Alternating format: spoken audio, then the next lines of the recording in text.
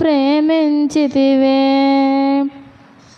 గుచ్చిరి శిరమున ముల్ల మకుటం నా కోసం భరించావా.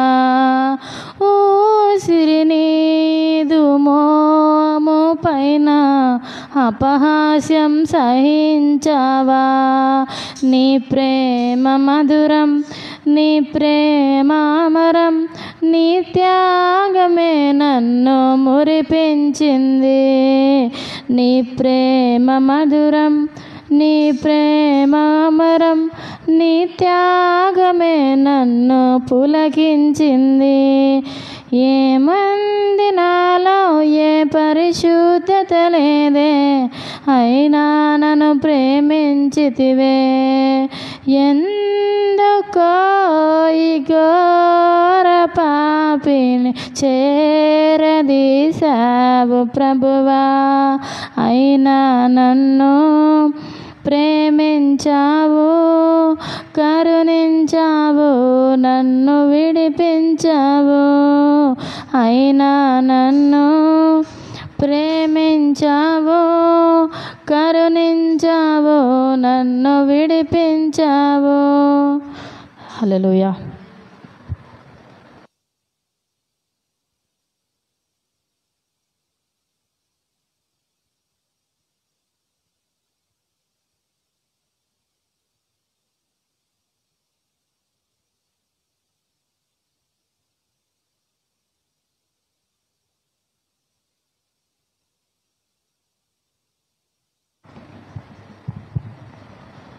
హల్లెలూయా. ఎంత కృపామయుడవు యేసయ్యా, ప్రేమ చూపి నన్ను బ్రతికించినావయ్యా. ఎంత కృపామయుడవు యేసయ్యా, ప్రేమ చూపి నన్ను బ్రతికించినావయ్యా.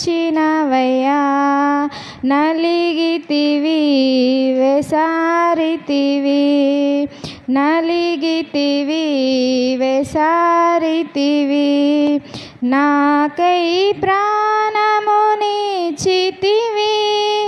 నాకై ప్రాణమునిచ్చితివి. ఎంత కృపామయుడవు యేసయ్యా, ప్రేమ చూపి నన్ను బ్రతికించినావయ్యా. ఎంత కృపామయుడవు యేసయ్యా, ప్రేమ చూపి నన్ను బ్రతికించినావయ్యా. బండలాంటిది నాదు మొండి హృదయం, ఎండిపోయినా నాదు పాప జీవితం. బండలాంటిది నాదు మొండి హృదయం, ఎండిపోయినా నాదు పాప జీవితం. మార్చితివి నీ స్వాస్థ్యముగా, మార్చితివి నీ స్వాస్థ్యముగా.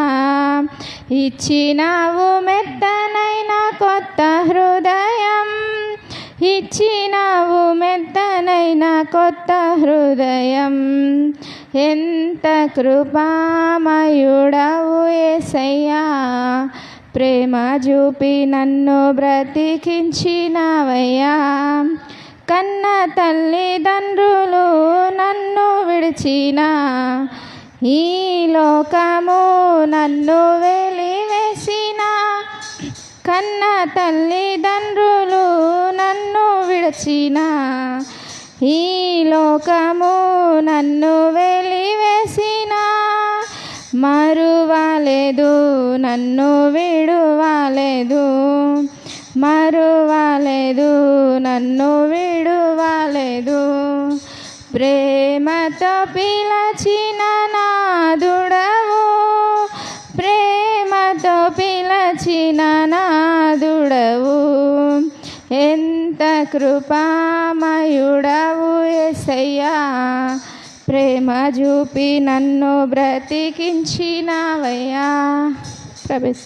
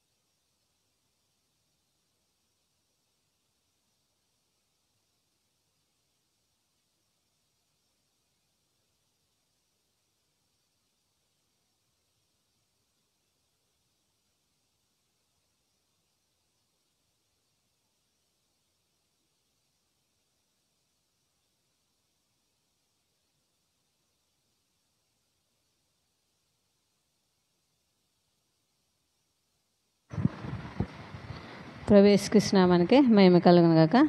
కూడి వచ్చిన మీకు అందరికీ మా ప్రత్యేకమైన వందనములు.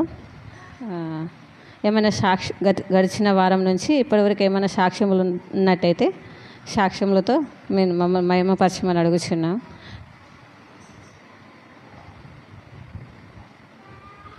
సాక్ష్యము లేనట్లయితే వాక్యం అందించడానికి వచ్చిన మా సంజీవ్ అన్నయ్యకి మన సంఘం తరపున ప్రత్యేకమైన వందనాలు తెలియజేస్తున్నాను. అందరు చప్పట్లతో అన్నని ఆహ్వానించమని కోరుచున్నాం.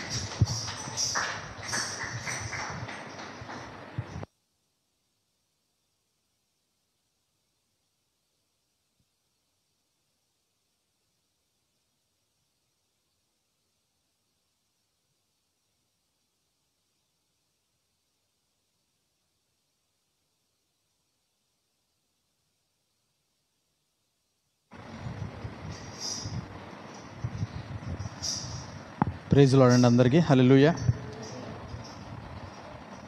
సో టైమింగ్స్ కొంచెం అడ్జస్ట్ అయ్యాయి. సో మీరు అన్నట్టుగా 45 minutes 11:35 లోపల ఖతం చేసేస్తా అండి, ఫినిష్ చేసేద్దాం.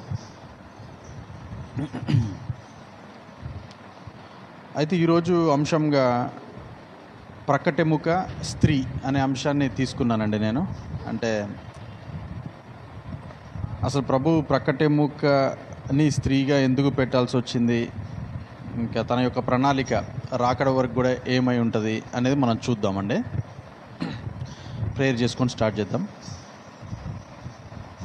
మిగిలిన ప్రేమ కనికరం కలిగిన తండ్రి ప్రభువా నాయన, మరి ఒకసారి స్త్రీల మైత్రి కూడికలో ఇంకో అవకాశాన్ని ఇచ్చినందుకు మీకు ఎన్నో వేల వందల స్తోత్రం నాయన ప్రభా. మీరే నాలో ఉండి మాట్లాడించండి నాయన ప్రభా. ఏవేవైతే మా యొక్క హృదయాల్లోకి చొచ్చుకుపోవాలో అవి మీరు మా ద్వారా నాయన పలికించి మా హృదయంలో ఉంచుకొని రాకడ పర్యంతం నాయన ప్రభా వాటిని మేము మర్చిపోకుండా దానికి అనుగుణంగా కార్యరూపకంగా మేము చేసే భాగ్యాన్ని అనుగ్రహించమని, ఇక్కడ కూడి ఉన్న స్త్రీలు పురుషుల్ని నాయన ప్రభా మీరే నైనా ఆ లోతులోనికి, ఆ యొక్క ప్రకటముక స్త్రీ అనే ఆ యొక్క లోతులోనికి మమ్మల్ని నడిపించమని మా ప్రభువైన యేసుక్రీస్తు వాడి కొంచెం తండ్రి, ఆమేన్. అయితే క్లుప్తంగా పోయినసారి కూడా మనం చూసామండి. అయితే ఇప్పుడు ఆదికాండం 2:20-23 వచనాల్లో మనం లాస్ట్ టైం కూడా చూసాం అత్తాకోడల టాపిక్లో. అక్కడే ప్రభువు ఏం చేస్తున్నారంటే, ఈ మొదటి అధ్యాయంలో సర్వ సృష్టిని సృష్టించిన ఆదాంకి సాటి అయిన సహాయం లేకపోలేదు కదండి, సాటి అయిన సహాయం లేదు. అయితే మనం కరెక్ట్గా ఆలోచిస్తే ఆయన సాటి అయిన సహాయం ఎక్కడుంది, అసలు అయితే లోపలే ఉంది, ఆయన లోపలే ఉంది యాక్చువల్గా కదండి. అది మనము గుర్తించలేకపోతా ఉన్నాం. అసలు ఇప్పుడు దేవునిలో కూడా ఆయన దైవత్వం ఎలా అయితే లోపలే ఉందో, అలానే ఆదాంలో కూడా ఆయన సాటి అయిన సహాయం లోపలే ఉంది. కానీ గుర్తుపట్టట్లా, ఆదాం గుర్తుపట్టలేకపోతున్నాడు. అన్నిటినీ ఆయన ముందుకు తీసుకొచ్చి ఆయన అన్నిటికీ పేర్లు పెడుతున్నా సరే ఆయనకి సాటి అయిన సహాయంగా ఉంటున్నారని బయట చూస్తున్న సృష్టిని కానీ సృష్టికి సంబంధించిన దేన్ని చూస్తున్నా గుర్తుపట్టలేకపోతున్నాడు. సో ఎప్పుడైతే ఆ ప్రభువులో జర్నీ చేస్తూ గుర్తుపట్టలేకపోతున్నామో, ప్రభు ఒకరోజు ఏం చేస్తున్నారంటే, సరే ఈయనకి సాటి అయిన సహాయం లోపలున్న ఈయనకి అర్థం కావట్లేదు కాబట్టి బయటికి తీసుకొచ్చి పెడదాము అని అనుకుంటున్నారనమాట అండి. సో ఇది మర్మం. ఇది మనకందరికీ తెలుసు, ఎప్పుడు ఇది చదువుతూనే ఉంటాం కదండి. చాలామంది దైవజనులు, కాపర్లు, ఇంకా వాక్యోపదేశకులు అందరూ ఈ విషయం చెప్తూనే ఉంటారు. కానీ లోపల నుంచి బయటికి వచ్చాము అనే విషయం మనం గుర్తుంచుకోవాలి. అది మీరే కాదు, పురుషులైనా సరే అంతే అండి. అందరూ ఇప్పుడు పురుషులు ఎక్కడి నుంచి వచ్చారు, ప్రభు లోపల నుంచి బయటకు వచ్చాం. స్త్రీలు ఏమయ్యారు, పురుషుల్లో నుంచి బయటకు వచ్చారనమాట. అల్టిమేట్గా ప్రభువులో నుంచే వచ్చామని మనకు అర్థం అవ్వాలి. లోపల నుంచి బయటకు వచ్చాము అని మనకు అర్థమైనప్పుడు ఇది ఒక పాయింట్ అర్థం అవ్వాలి. బయటకు వచ్చి ఏం చేయాలి, మళ్ళీ ఆ లోపలికి వెళ్ళటానికి ఎలా ట్రై చేయాలనేది చూడాలండి. అది ప్రభు ప్రక్కటెముకలాగా మనకి చూపిస్తున్నారు. ఎందుకు ప్రక్కటెముక అవ్వాల్సి వచ్చింది అనేది కూడా మనం చూసుకోవాలి. సో అప్పుడు 21వ వచనంలో ఆదాంకి గాఢ నిద్రని కలగజేసి ప్రక్కటెముకలలో ఒక ఎముకను తీశారంట మొత్తానికి. తర్వాత దేవుడైన యెహోవా ఏం చేస్తున్నారంటే 22వ వచనంలో ప్రక్కటెముకను స్త్రీనిగా నిర్మించారంట. ఇప్పుడు చూడండి, ఆదికాండం 1:26-27లో యెహోవా దేవుడు నరులను సృజించను అని ఉంది. అక్కడ అందరినీ నరులను సృజించేశారు పరలోకంలో. కానీ ఈ భూమి మీద పెడుతూ నిర్మిస్తున్నారనమాట. సో సృజించడంకి నిర్మించడానికి ఒక డిఫరెన్స్ ఉన్నది. ఆత్మలుగా మనల్ని సృజించారు, భూమి మీద పెట్టేసరికి మనల్ని మళ్ళీ నిర్మిస్తున్నారు. ఏమేమి పెట్టి నిర్మిస్తున్నారు అనేది కూడా మనకు కావాలి కదండి. ఇప్పుడు నిర్మించేటప్పుడు కొంతమందిని, ఇప్పుడు మనకి అంటే డైరెక్ట్గా చెప్పాలంటే కొంతమందిని పురుషులుగా నిర్మిస్తున్నారు, కొంతమంది స్త్రీలనుగా నిర్మిస్తున్నారు, కొంతమందికి నిజంగానే పాపం అవయవాలు ఇవ్వట్లేదు. మొన్న కూడా మనం చూసినట్టు ఆయన మహిమకరంగా వాళ్ళు నిరూపించబడటానికి అవయవాలు కూడా ఇవ్వట్లేదు కొంతమందికి. అలా రకరకాలుగా నిర్మిస్తున్నారన్నమాట. నిర్మించేటప్పుడు, సృజించినప్పుడు మాత్రం పర్ఫెక్ట్గా సృజించారు. నిర్మించడం కూడా పర్ఫెక్షనే. ప్రభులో మనం తెలుసుకొని ముందుకెళ్తున్నప్పుడు పర్ఫెక్షనే మనలో ఉన్నది. కానీ మనం మళ్ళీ ఈ యొక్క మన తప్పుల ద్వారానే, మన అపరాధాల ద్వారా పడిపోవటమే దానికి నిదర్శనం అవుతూ ఉన్నది. దాని తర్వాత 23వ వచనంలో ఆదాం అంటున్నారు, నా ఎముకలలో ఎముక అంటున్నాడండి కదండి. ఇప్పుడు ఆదాంకి అర్థమవుతోంది, మొన్న కూడా మనం అనుకున్నాం, ఆయనకి ఎలా తెలుసు ఆయన గాఢ నిద్రలో ఉన్నప్పుడు ఎముకను తీసి బయట పెట్టి స్త్రీనిగా చేశారని ఆయనకేం తెలుసు అండి? తెలియకనే కదా. ఇప్పుడు నేను ఒకటి అంటాను, ఇప్పుడు మన ఇంట్లో పురుషులు ఎంతమంది మనల్ని అవమానపరిచారండి? చేస్తారుగా, అవమానం పడలేదా? ఎవరు పడ్డారు కదండి, అందరం పడ్డారుగా. స్త్రీలు కూడా అవమానపరుస్తారు పురుషుల్ని.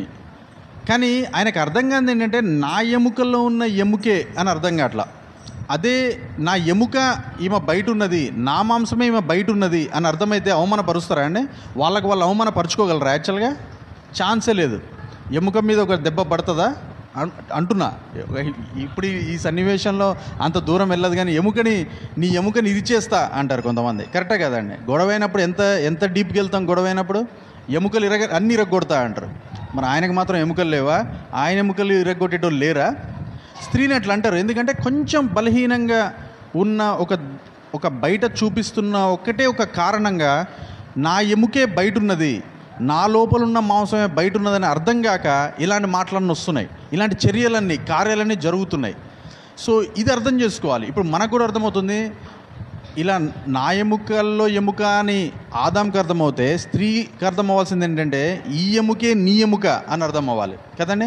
ఇప్పుడు ఏదైనా జరుగుతున్నప్పుడు అర్థం అవ్వాల్సింది ఏంటంటే మనం కూడా ఏమైనా చెప్తున్నప్పుడు నీ ఎముకనే కదా నువ్వు కొడుతున్నది, లేకపోతే నీ ఎముకనే కదా నువ్వు అవమానపరుస్తున్నది కదా, నీ మాంసాన్నే కదా నువ్వు ఇలా ట్రీట్ చేస్తున్నావు అని మనం చెప్పగలిగేటట్టు ఉండాలి. తిరిగి మన భర్తలకి, ఇక్కడున్న ఇహలోకమైన భర్తకు అలా చెప్పగలిగితే పరలోకమైన భర్తకు కూడా మనం అలానే చెప్పగలుగుతాం.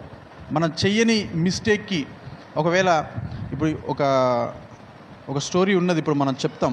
అంటే యోబు స్టోరీ కదండి. యోబు కథలో చెయ్యని తప్పుకి యోబు కొన్ని పరీక్షలు గుండా వెళ్తూ ఉన్నారు. చెయ్యని తప్పుకి మనం కూడా పరీక్షలు, చేసే తప్పుకి దెబ్బ పడుతూనే ఉంది, అవమానపరుస్తూనే ఉన్నారు. ఏది? మన భర్తలు. అసలు అలా జరగకూడదు. చెయ్యని తప్పుకు కూడా అదే జరుగుతూ ఉంది. మనకి దెబ్బ పడుతూ ఉన్నది, అవమానపరుస్తూ ఉన్నారు కొంతమంది. సో ఇలాంటి సన్నివేశంలో నుంచి ఎలా వెళ్తాం అనేది మనం చూడాలండి. సో మనకు అర్థం అవ్వాల్సింది ఏంటిదంటే నేను నీలో నుంచే వచ్చా అనే మాట ప్రతిసారి మనం చెప్పగలగాలి, గుర్తు చేయాలి. ఎందుకంటే మర్చిపోతారు, పురుషులు అనేవాళ్ళు మర్చిపోతారు. దేవుడు కూడా మన అతిక్రమాలని బట్టి లేకపోతే ఆయన పరీక్షను బట్టి మర్చిపోయినట్టుగా ఉంటారనమాట ప్రభు. మన విషయం ఏంటంటే మనం ఇక్కడ ఉండి నేను నీలో నుంచే వచ్చా, నీ మాంసాన్నే నేను, నీ ఎముకనే నేను కదండి అని మనం ఎప్పటికప్పుడు గుర్తు చేయాలి. ఇప్పుడు అవమానపరిస్తే అవమానపరచు, ఎందుకంటే నువ్వు అవమానపరిచేది నన్ను కాదు, యాక్చువల్గా నిన్నే. ఎందుకంటే నీలో నుంచే కదా నేను వచ్చింది. నువ్వు నన్ను అవమానపరిస్తే నిన్ను నువ్వు అవమానపరుచుకున్నట్టే.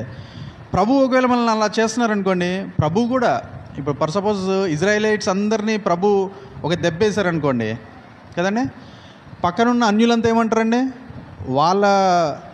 ప్రభు వాళ్ళ సంఘాన్నే కొట్టాడు అనుకోరా అండి అందరూ? అవమానం ఉంటుంది ప్రభుకు కూడా, చాలా అవమానం అది. ఎందుకు మనం మన స్త్రీలని కొడతామో లేకపోతే తిడతామో, ఎందుకు ఇలా మనం అవమానపరుస్తున్నామో, రకరకాల విషయాల్లో నుంచి వెళ్తున్నప్పుడు మనకు అర్థం అవ్వాల్సిన విషయం ఏంటంటే మనము లోపల నుంచి వచ్చామని అర్థం అవ్వాలి, మన పురుషుల్లో నుంచి వచ్చామని అర్థం అవ్వాలి, ప్రభు అయిన దేవాదేవుడైన పురుషుల్లో నుంచి వచ్చామని అర్థం అవ్వాలండి ఈ విషయం. అందుకే ప్రభు కూడా ఒక మాట అంటున్నారు, ఇది ఒకసారి చదుదాం. కీర్తనలు 22:17 చూస్తే ఎలా అయితే నా ఎముకల్లో ఎముక అని ఆదాం అంటున్నాడో, ప్రభు కూడా ఏమంటున్నారంటే నా ఎముకలన్నీ చాలండి. ఇప్పుడు చూడండి, ఎముకలన్నీ లెక్కింపగలరంట. ఆ యొక్క అంతకుముందు ఆదాంకు తెలియలేదు, నాలో నుంచే బయటకు వచ్చిన ఎముక అని ఆదాంకు తెలియలేదు. ఏమైంది? నాలో నుంచి బయటకు వచ్చిన ఎముక అని ఆయనకి తెలియలేదు, ఆయన లెక్కింపలేదు. లేకపోతే ఇప్పుడు అవ్వకి ఆ టైంలో చాలా బాధలు ఉంటాయి, మనకు కూడా చాలా బాధలు ఉన్నాయి. లెక్కింపట్లేదు, లోపలున్న లెక్కింపట్లేదు, ఎట్ ది సేమ్ టైం లెక్క చేయట్లేదు అనమాట. ఈ రెండు మనకి ఇంపార్టెంట్. సో నా ఎముకలన్నీ నేను లెక్కింపగలను అని చెప్పేసి తర్వాత ప్రభు అంటున్నారన్నమాట. అందుకే మనలో ఎన్ని ఎముకలు ఉంటాయండి? ఎవరికైనా తెలుసా నెంబర్? 206 ఎముకలు ఉంటాయి. ఇన్ని ఎముకల్ని లెక్కించగలుగుతున్నాం, బయట ఉన్న ఒక ఎముకని మనం గుర్తుపట్టలేకపోతున్నాం కదండి. బయట ఉన్న ఒకవేళ మనమే ప్రక్కట ఎముక అయితే ఏమైంది అసలు? ఉంచబ్బా, నేనేమన్నట్లేదు, ఉంచేసి ఫ్యాన్ ఉంచేసి వెళ్ళి కూర్చోను.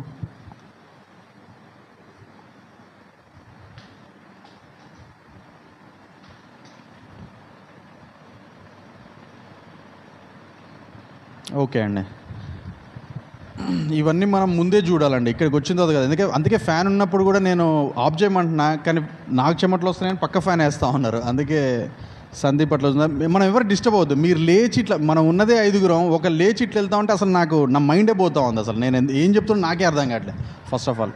సరే okay, no problem. So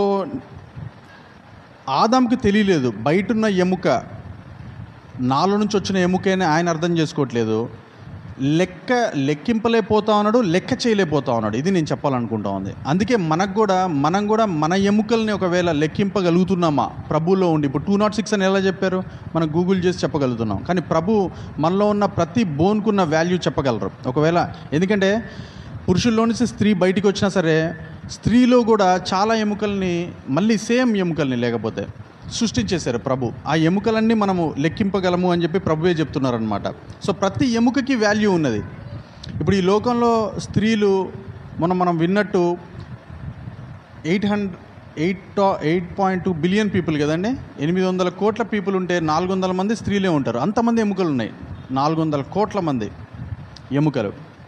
so అవన్నీ కూడా ప్రభు లెక్కిస్తున్నారు ఖచ్చితంగా. ఒక పురుషుడు లెక్కించినా లెక్క చేయకపోయినా ప్రభు లెక్కిస్తున్నారు, ఆ లెక్క చేస్తారు ఖచ్చితంగా. సో మన యొక్క రక్షణ అందులోకే ఉందన్నమాట, దాన్ని ఉద్దేశించే.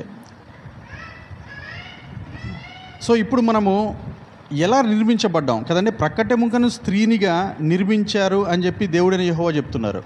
సో ఎలా నిర్మించబడ్డాము అని చూస్తే యోబు 10:8 నుంచి 12 వచనాల్లో మనం చూస్తూ ఉంటే నేనే చదువుతా అండి. నీ హస్తములు నాకు అవయవ నిర్మాణం చేసి నన్ను రూపించినవి. ఇప్పుడు మనం కూడా అనుకుంటాము, ఆదాంలోంచి ప్రక్కటెముక స్త్రీగా మార్చబడింది, స్త్రీగా నిర్మించారు ప్రభు అని మనకు అర్థమవుతున్నా, అసలు యాక్చువల్గా ప్రభు ఏం చేసి ఉండొచ్చు అనేది మనకు అర్థం అవ్వాలి కదండి. హస్తాలు, ఆయన హస్తాలతో నిర్మించబడ్డామంట మనము. అలాంటి వారికి అవమానం కలగవచ్చా? అవమానం కలిగే ఛాన్సే లేదు. జిగటమన్నుగానున్న నన్ను నీవు నిర్మించితివి అంటున్నారు.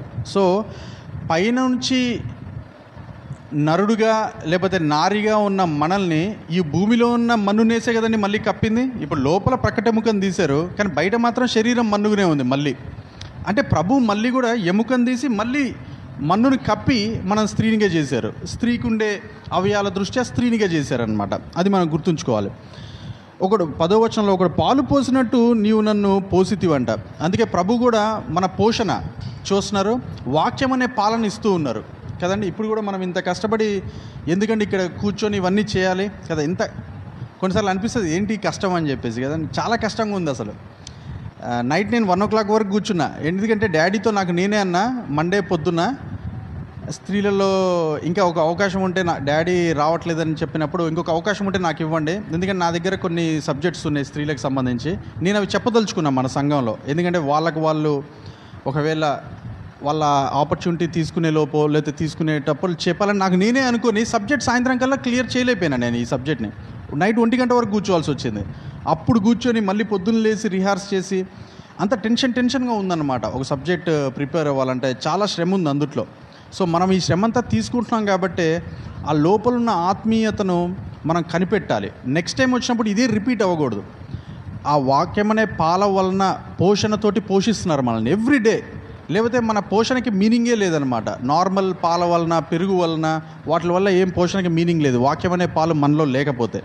తర్వాత జున్నుగడ్డ ఒకడు పేరబెట్టినట్టు నన్ను పేరబెట్టితివి. చిన్నప్పటి నుంచి అంతే కదండి. ఇప్పుడు పాపలు బాబులంతా చిన్నగా ఉండి వాళ్ళు పెరుగుతున్నప్పుడు ఆ కండని కదండి జున్నుగడ్డ పేరబెట్టినట్టు మన కండలు ఏర్పడుతూ ఉంటాయి. అంటే మన మాంసము అలా ఏర్పడుతుంది అనమాట. ఒక యవ్వన ప్రాయంలోకి వచ్చేసి వెంటనే మనము ఆ యొక్క వివాహం అనే స్థితిలోనికి వెళ్ళిపోయి తర్వాత మళ్ళీ పిల్లల్ని కంటూ అలాంటి స్టేటస్లోకి ప్రభు మనల్ని తీసుకెళ్తా ఉన్నారు.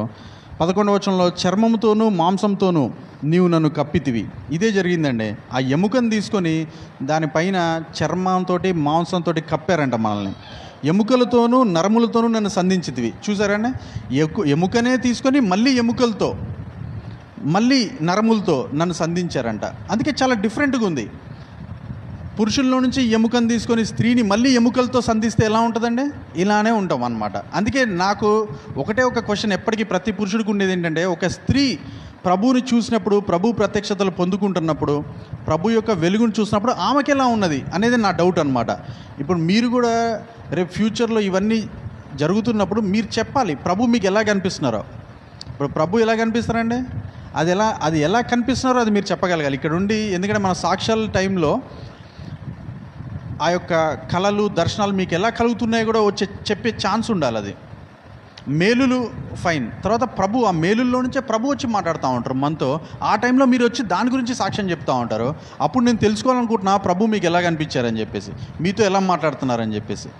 అంటే నాతో కూడా మాట్లాడుతున్నారు. ఒక స్త్రీకి ప్రభు ఎలా తన యొక్క పరిచయాన్ని చేసుకుంటున్నారు, ఉనికిని తెలియజేస్తున్నారని నాకు ఆశ్చర్యంగా ఉంది. ఎందుకంటే పురుషుడు కదా తన ఆలోచనకి చాలా అతీతంగా ఉన్నది. ఒక స్త్రీతో ప్రభు ఎలా డీల్ చేస్తారని చెప్పేసి కదండి, అది మీకు ఆశ్చర్యంగా ఉండాలి. ఎందుకంటే ప్రభు నువ్వు పురుషుడికి పురుషులు నీలాంటి వాళ్ళని పురుషులుగా చేసావు, అది ఫైన్. మరి మమ్మల్ని మాత్రం నువ్వు పురుషుడిగా చేయలేదు, లోపలేదో ఆత్మను పెట్టి పురుషుడు అంటా ఉన్నావు. మాకేమో బయట స్త్రీ యొక్క అవయవాలతో మేమున్నావు. నాకు అసలు అర్థమే కావట్లేదని మనం అనుకుంటా ఉంటాం కదా. ఒకరోజు కనిపించినప్పుడు నువ్వు ఎలా కనిపిస్తావో మాకు తెలియదు, పురుషుల్లానే కనిపిస్తారు ఆబ్వియస్లీ. అప్పుడు మీకు అర్థమైపోతుంది ఓహో నా లోపల అదే ఉందని. కానీ నాకు ఇన్ని అవయవాలు పెట్టి నన్ను ఇంత గోత్రూ చేస్తున్నా నువ్వు, నీ యొక్క ప్రణాళిక నాలో ఎలా ఉందో నాకు అర్థం కావట్లే. ఎందుకంటే పురుషుడేమో డైరెక్ట్గా నీలా ఉన్నాడు, నేనేమో లోపల ఉన్న పురుషుడిని తెలుసుకొని మళ్ళీ నిన్ను తెలుసుకోవాల్సి వస్తూ ఉంది. ఎంత కష్టమండి స్త్రీలకి. లోపల మీరు మీ యొక్క పురుషుల్ని అర్థం చేసుకొని మళ్ళీ బయట పురుషుడైన యేసయ్య దగ్గరికి వెళ్ళాలంటే 2 steps వేయాలి మీరు. అందుకే మొన్న చెప్పినట్టు ప్రభు అందుకే ఇంతటి కష్టమైన స్టేట్లో స్త్రీ ఉంది కాబట్టి ఆయన డైరెక్ట్గా ఆమెని హృదయం అనే స్టేటస్లో పెట్టారు కదండి. నేను ఆ రోజు కూడా చెప్పా, సున్నత అనే స్టేజ్ మీకు లేదు, మీరు డైరెక్ట్ హృదయ సున్నతి పొందిన వాళ్ళు అనమాట. అది గ్రేటెస్ట్ మర్మం ఎవర్. ఈ యొక్క భూమిలో జరుగుతున్న ఒక గ్రేటెస్ట్ విషయం ఉందంటే మీకు హృదయ సంబంధమైన సున్నతే మొదటి నుంచి కూడా. అది గుర్తుపెట్టుకోవాలండి మనం. ఇది బేస్. ప్రతి స్త్రీ గుర్తుపెట్టుకుంటే మనం ఆల్రెడీ ఇంత కష్టంలో ప్రభు మనకి ఎంత నెమ్మదిని ఇచ్చారనేది అర్థమవుతుందండి కదండి. మనలో పురుషుడిని అర్థం చేసుకొని బయట పురుషుడైన యేసయ్యని అర్థం చేసుకునే లోపే లైఫ్ టైం అయిపోతుంది మనది. ఇంకా మనకున్న బెనిఫిట్స్ ఏంటి, అడ్వాంటేజెస్ ఏంటంటే మీరు బయట సున్నతి పొందాల్సిన అవసరంలా, మీరు లోపల సున్నతి పొందితే చాలు, హృదయ సంబంధమైన సున్నతి. అందుకే 12వ వచనం అంటున్నారు, జీవమును అనుగ్రహించి నా ఎడల కృప చూపితివి. ఇది ఇంపార్టెంట్. ప్రభువు ఎట్లయితే ఆదాముని చేసి జీవాత్మ ఊదారో స్త్రీని చేసి కూడా జీవాత్మ ఊదు ఉండాలి కదండి. ఇంతే సేమ్. ఇప్పుడు మనం రేపొద్దున మనం వాక్యాన్ని ప్రిపేర్ అయ్యేటప్పుడు కూడా జస్ట్ మనము ఎగ్జాంపుల్స్ తీసుకొని మన యందే వాటిని పొందుపరుచుకుంటూ ఉంటాం. క్లియర్గా అర్థమవుతూ ఉంటుంది. స్టెప్ బై స్టెప్ దేవుడు ఏం చేస్తున్నాడో మనకి క్లియర్గా అర్థమైపోతుంది అనమాట. జీవంని మనకు అనుగ్రహించారు, జీవాత్మ ఊదారు, మనకి కృప చూపిస్తున్నారు. స్త్రీలకి అత్యంత కృప ఉంటుంది, పురుషుల మీద 1 step ఎక్కువే ఉంటుంది అనమాట. ఎందుకంటే వాళ్ళకి డైరెక్ట్ ఆ సెకండ్ లెవెల్లో చూపెట్టాలి ఆయన కృప కదండి. హృదయం, అందుకే హృదయం స్త్రీలది తొందరగా కదిలింపబడుతుంది. ఎందుకంటే ఇక్కడే మాట్లాడుతూ ఉంటారు, డైరెక్ట్ బయట మాట్లాడరు జనరల్గా ప్రభు. పురుషులకైతే బయట శరీరాన్ని ఎలివేట్ చేసి తర్వాత వాళ్ళ శరీరంతో ఏం చేయలేరని వాళ్ళకి అర్థం చేయించి అప్పుడు వాళ్ళని హృదయం స్టేట్లోకి తీసుకెళ్తారు పురుషులనైతే. స్త్రీలను అనుకోండి శారీరకంగా ఎలివేట్ చేసేది ఏం లేదు స్త్రీలకి, డైరెక్ట్ హృదయంతో మాట్లాడుతూ ఉంటే హృదయంలో నుంచి వచ్చిన ఒక భావాలనే మీరు మీ శరీరం ద్వారా చేస్తూ ఉంటారనమాట. ఇది స్త్రీలకు ఉన్న గొప్పతనం. అందుకే నీ సంరక్షణ చేత నా ఆత్మను కాపాడుతీవి అని చెప్తున్నారు. అందుకే ఎప్పుడు తన సంరక్షణ చేత మన ఆత్మల్ని కాపాడుతూ వెళ్తున్నారనమాట ప్రభు. సో ఇలా నిర్మించారనమాట. అయితే ఇంకొక రకమైన నిర్మాణం ఉన్నది. అదేంటిదంటే కీర్తనలు ఇంకో చోటు ఉంది ప్రభు మనల్ని ఎలా నిర్మించారో ఇంకో డిఫరెంట్గా. కీర్తనలు 139:15 వచనం చూస్తే అండి, నేనే చదువుతుంది 15-16లో, నేను రహస్యమందు పుట్టిన నాడు, అంతే కదండి, మనమంతా రహస్యంలో నుంచే పుట్టాం యాక్చువల్గా. భూమి యొక్క అగాధ స్థలముల్లో, ఒకవేళ భూమిలో లోపలికి వెళ్తే మనము అక్కడ చేశారంట మనల్ని యాక్చువల్గా. అక్కడున్న మంటిని తీసుకొని విచిత్రంగా నిర్మింపబడినాడు. మనమంతా చాలా విచిత్రంగా నిర్మింపబడ్డాం. ఒకళ్ళొకళ్ళే మనకి తెలియలేదు కదండి. మనం తెలుసుకునే టైంలో, ఇప్పుడు ఇండిపెండెంట్ లైఫ్ వచ్చేసి తెలుసుకునే టైంలో ఏంటి పక్కన వాళ్ళు ఇంత విచిత్రంగా ఉన్నారని అర్థమవుతూ ఉంటుంది మనకి, మనలానే లేరేంటి అని చెప్పేసి. నా కలిగిన ఎముకలు నీకు మరుగై ఉండలేనంట. ప్రతి ఎముక ఆయనకి తెలిసి ఉన్నదండి. సో ఏ ఎముకకి అవమానం జరగదు, అది గుర్తుంచుకోవాలి. ప్రతి స్త్రీ గుర్తుంచుకోవాల్సింది ఏంటంటే, ప్రతి పురుషుడు కూడా గుర్తుంచుకోవాల్సింది ఏంటంటే, ఏ ఎముక కూడా ఆయనకి తెలిసి ఉండలేదు, ఏ ఎముక కూడా అవమానం నొంది ఉండడానికి ఇక్కడ లేదు. అదొకటి గుర్తుంచుకోవాలి మనం ఖచ్చితంగా. సరే అండి. తర్వాత 16వ వచనంలో, నేను పిండంనై ఉండగా నీ కన్నులు నన్ను చూచెను. సో మనం కూడా చిన్నప్పుడు ఆ యొక్క పిండమే ఇంకా షేపే రాకముందే ఉన్నప్పుడు ఆయన కన్నులు మనల్ని చూస్తూనే ఉన్నాయంట. ఎప్పుడు నియమింపబడిన దినముల్లో ఒకటైనను కాకమునిపే నా దినములన్నీ నీ గ్రంథంలో లిఖితంలాయనంట. ఇది ఇంపార్టెంట్ అండి. సో ఒక్క డే కూడా మనం స్పెండ్ చేయకముందే అన్ని డేస్ని ఆయన గ్రంథంలో రాసేసారంట. అందుకే కింద ఫుట్ నోట్ ఒకసారి చదవండి. లిఖితములాయను అనే దగ్గర నెంబర్ 1 అని ఉంది కదా కింద.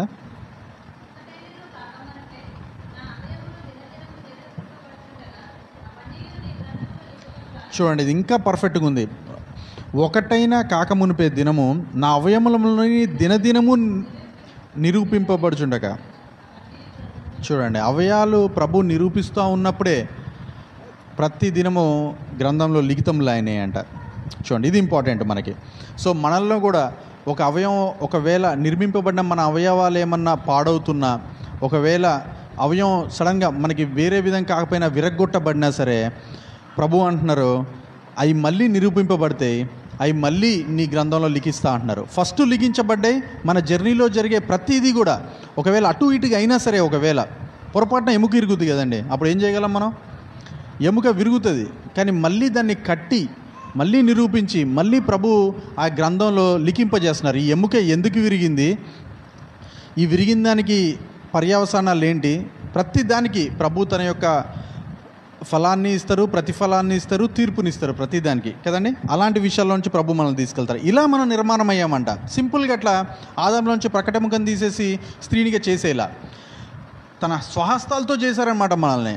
అలాంటి వాళ్ళు మనకి ఇంకా అలాంటి ఎముక స్టేట్లో ఉన్న మనల్ని ఎవరన్నా టక్మని అవమానపరచగలరు. మనకి ఏమైనా లిమిటేషన్స్, రెస్ట్రిక్షన్స్, ఇది చేయాలి అది చేయకూడదని ఎక్కడున్నాయండి ఇవన్నీ కదా. ఎవరు మన మీద తీర్పు తీర్చని అవకాశమే లేదు మనకి. ఇలా నిర్మించబడ్డాం ఎముకగా, ఎంతో హై లెవెల్లో నిర్మించబడ్డాం, ఎంతో రెస్పెక్టబుల్ పొజిషన్లో ఉన్నాం మనం ప్రభు దృష్టిలో కదండి.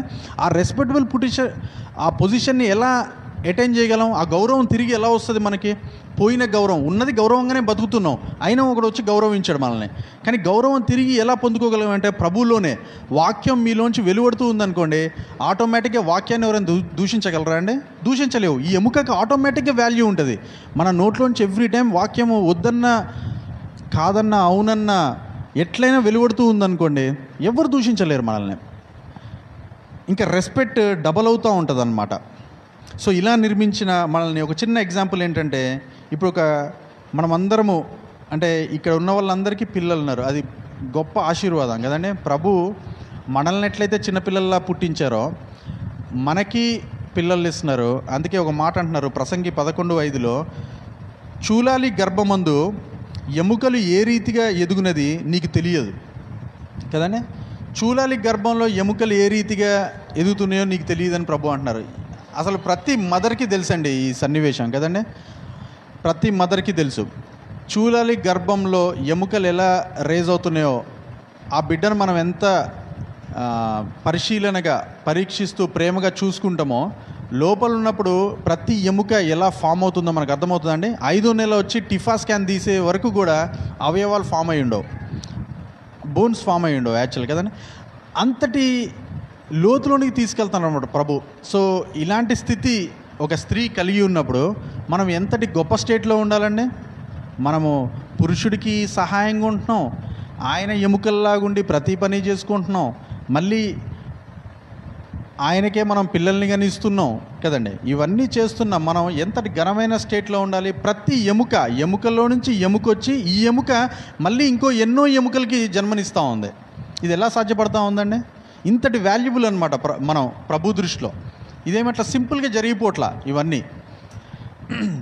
అందుకే ఇలా ప్లస్ ఈ చూలాలి గర్భం అంటే స్త్రీ యొక్క గర్భమందు బాబులు పాపలు పుడుతూ ఉన్నారు. ఇప్పుడు చూడండి, గర్భం అంటే మన దగ్గరే లేదు. పోనీ ఫస్ట్ ఆదాము ఎక్కడి నుంచి పుట్టి ఉండాలి కదండి. ప్రభువుల్లో కూడా ఎక్కడో అంటే ఆయనకి స్త్రీ గర్భంలాగా ఉండదు ఆయన పొజిషన్ కదండి. బట్ ఆయనలో నుంచే పుట్టాడు ఆదాము కూడా. ప్రతి ఒక్కరు మనం అందరం కూడా కనిపించడానికి ఇట్లా గర్భంలో నుంచి బయటకు వస్తున్నట్టు తెలుసున్నా ప్రతి ఒక్కరు ఆయనలో నుంచే పుట్టారు. అందుకే యోహాను సువార్త 1వ అధ్యాయంలో కూడా అంటారు కదండి, రక్త మాంసముల వల్ల కానీ శరీరేచ్ఛల వల్ల కానీ మనం పుట్టలేదంట. ఏదో పెళ్లి చేసేసుకొని మనం టక్మని పిల్లల్ని కంటాం అలా కాదు ప్రభు మనల్ని చేసింది. అది మనం అనుకుంటాం అలా జరుగుతుంది అని చెప్పేసి, అలా కాదు ప్రభు. ప్రతి ఒక్కరిని తన సంకల్ప ప్రకారం చిత్త ప్రకారం యేసుక్రీస్తు యందు జగత్పునాది వేయబడక మునిపే మనల్ని నిర్ణయించి పిలుస్తూ పంపిస్తున్నారు మనల్ని అందరినీ. ఇక్కడ ప్రతి పురుషుడిని స్త్రీని అంత ఈజీగా రావట్లేదు. సో అందుకే గర్భము ఎలా ఉంటుందనేది చూస్తే భూగర్భం ఉంది, సముద్ర గర్భం ఉంది, పాతాళ గర్భం ఉంది, అరుణోదయ గర్భంలో నుంచి వస్తూ ఉంటాయి. ఇంకా గర్భాలయమే ఉంది. మనం గర్భాలయంలో నుంచి వచ్చామనుకుంటున్నాం. ఇంకా ఈ భూలోకంలో కూడా ఇన్ని ఉన్నాయి, ఇన్ని గర్భాలు. ఇప్పుడు సముద్ర గర్భంలో నుంచి మనకి తెలుసు కదండి, రకరకాలైన చేపల్ని మీకు మీరే నిర్మించుకోండి అంటే అవి చేసేస్తున్నాయి, పుట్టిస్తూ ఉన్నాయి అవన్నీ కదండి. భూమి ఈ చెట్లన్నింటినీ పుట్టించేసింది. వాటి గర్భంలో నుంచే జరుగుతున్నాయి ఇవన్నీ. మనం అనుకుంటూ ఉంటాం ఈ గర్భమే మనం అనుకుంటూ ఉంటాం, కానీ ఈ గర్భం ఎంత వాల్యుబులో ప్రతి గర్భం కూడా అంతే వాల్యుబుల్ అనమాట. అసలు యాక్చువల్ గర్భం ప్రభులోనే ఉన్నది. ఈ గర్భాలన్నింటినీ చేసిన ప్రభు గర్భం అదే గర్భాలయం అని నేను ఫీల్ అవుతున్నా. ఎందుకంటే వేరే రకంగా మనం ప్రభు గర్భం అని చెప్పలేము ఆబ్వియస్లీ. అందుకే గర్భాలయంలో ఉన్న ప్రభువే ఇవన్నీ చేస్తున్నారనమాట. ఈ గర్భాలన్నింటినీ నిర్మించి ఆ పాతాళ గర్భంలోనికి మనకి వెళ్ళనీయకుండా ఈ మిగతా గర్భాల్లో నుంచి మనల్ని అన్నింటినీ నేర్చుకోమంటున్నారు అనమాట చూస్తూ.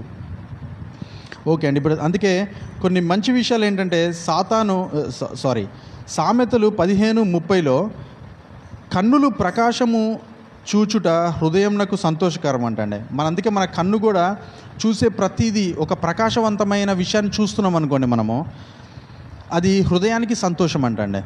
అందుకే మీరు అంటే నా దృష్టిలో స్త్రీలంతా హృదయం స్టేట్లోనే ఉన్నారు కాబట్టి మీ కన్ను మంచి చూస్తే ప్రకాశవంతమైన ప్రతిదాన్ని చూస్తే హృదయానికి సంతోషం వేస్తుంది ఆటోమేటిక్గా. అందుకే చూడండి, ఈ సృష్టిలో ఏమైనా చూసిన వెంటనే ఫస్ట్ సంతోషించేది ఎవరంటే స్త్రీ సంతోషిస్తుంది. పురుషుడికి అసలు యాక్చువల్గా అది అర్థం కాదు.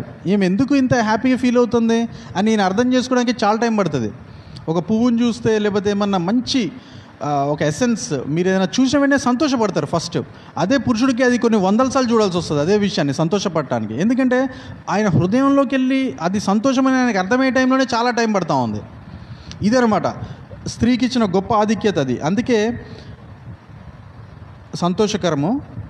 మంచి సమాచారము ఎముకలకి పుష్టి అంట. ఇప్పుడు చూడండి, మనం కూడా మంచి సమాచారాన్ని తెలుసుకుంటూ ఉన్నాం, అది పక్కన వాళ్ళకి ఇస్తూ ఉన్నాం అనుకోండి, మన ఎముకలకి ఏంటంటే అది స్ట్రెంగ్త్. నేను కూడా యాక్చువల్గా ఇవాళ చెప్దామనుకున్న ఈ మెసేజ్ కూడా నా ఎముకలకి స్ట్రెంగ్త్లా ఉందన్నమాట.